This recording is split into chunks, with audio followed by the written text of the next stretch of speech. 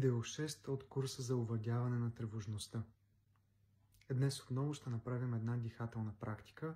Тя е малко по-особена, но има научни данни за това как нейното ежедневно прилагане въздейства върху нервната система, върху сърдечни показатели, като сърдечната вариабилност.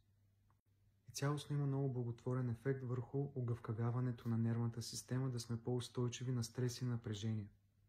На санскрит се нарича брамари или дишане пчела. Свързано е с хъмкане.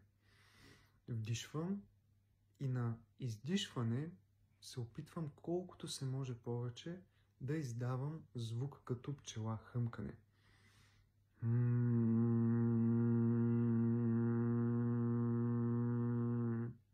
Опитвайте се това хъмкане да усетите резонанс в нивото на очите, горната част на носа, третото око или тук тази зона в челото. Нека, какво значи резонанса да е там? Да усетите вибрацията. Нека не остава в гърлото или тук в гръдния кош, а се опитайте при хъмкане да отиде вибрацията в горната част тук на главата, горната част на носа, началото на носа.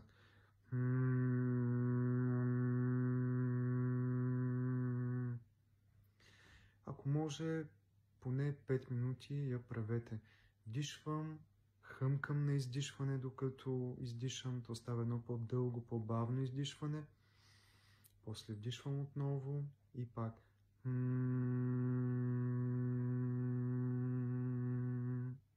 Колкото и странно, може малко смешно да изглежда, но наистина научните изследвания показват, че действа благотворно върху нервната система и е нещо, което ако успеем да добавим като ритуал за начало на деня или пак вечерно време. Наблюдавайте също, докато хъмкате на втората, на третата минута, дали се променя телесното ви усещане. Както и предните практики, винаги търсете да обвържете с фокуса на вниманието си какво се случва в тялото ви.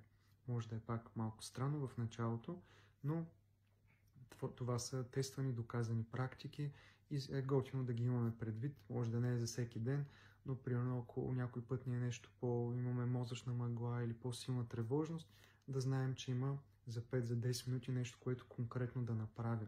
И хубавото на тази практика е тази от вчера, с запушването на ноздрите, такива са, че помагат ума много повече да се фокусира.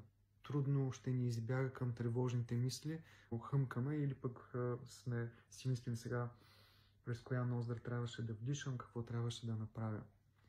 Тествайте ги, споделете как се чувствате от тях, какво преживявате. Повече подобни техники и практики може да откриете в книгата ми "Отвъд тревожността".